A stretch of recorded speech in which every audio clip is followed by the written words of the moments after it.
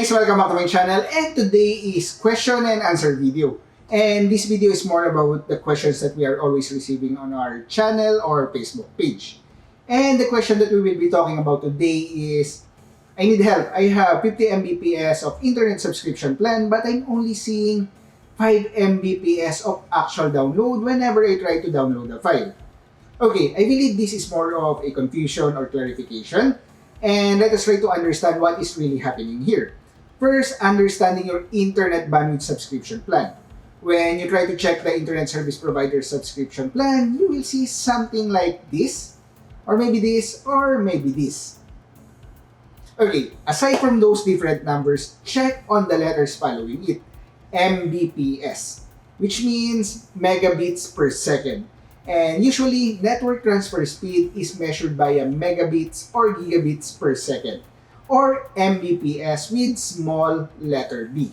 While storage or file size that we are creating or trying to download is measured by bytes.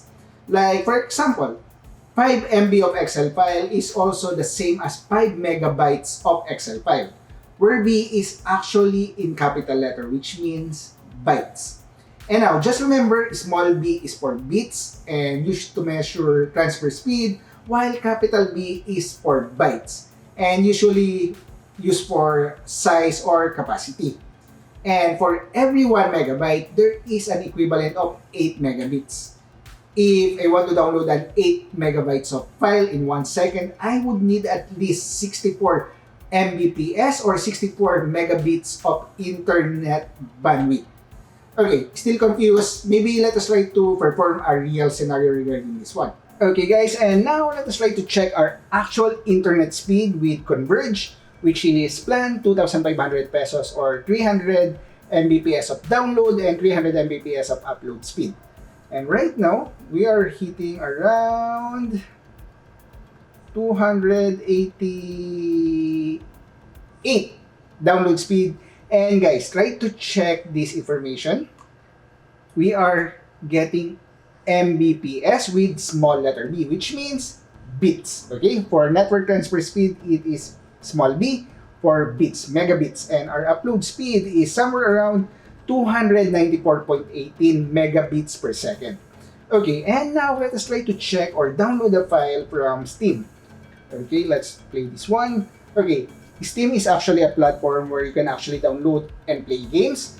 And right now, we are trying to download Halo Infinite Season 1, which is 26 gigabytes of file size for this game.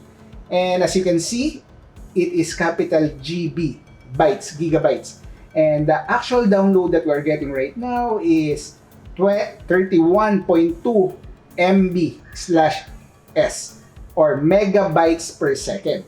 And actually, we have tried to download it earlier, and our peak download speed that we are able to achieve is 36 megabytes per second.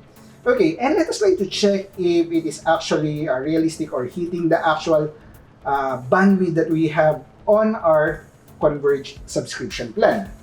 Okay, and let's say we are hitting 36 Mbps, and I mentioned earlier that for every 1 megabyte, there is 8 megabits. So let's try to multiply this one to 8.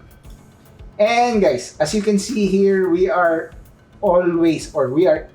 getting 288 megabits per second of download speed, which means we are able to utilize our actual internet subscription plan. 288 megabits per second and 288 megabits per second for the actual utilization that we're getting. That is equivalent to 36 megabytes per second. Okay? I hope I answered the question and you guys learned something from the video. And if you have comment and suggestion or questions, comment down below or message me at JK Chavez and we will try to answer as much as we can. And thanks for watching. Watch for our next question and answer video. Have a great day. Stay safe and bye.